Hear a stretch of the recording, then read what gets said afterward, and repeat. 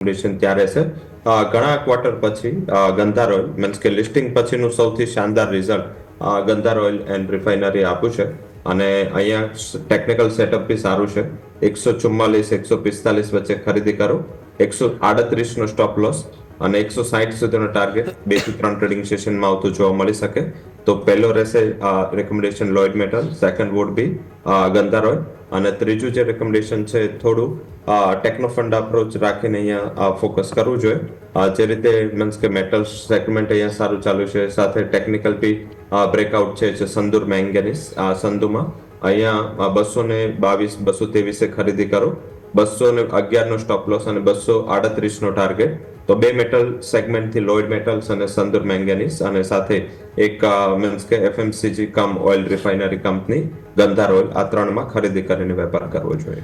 Okay, તો total 3 પસંદગી રવિ sir તરફથી છે. ત્રણેય સ્ટોક તમારા રિકમેન્ડેશન જે છે આપણે સ્ક્રીન ઉપર ચલાવી દીધા છે.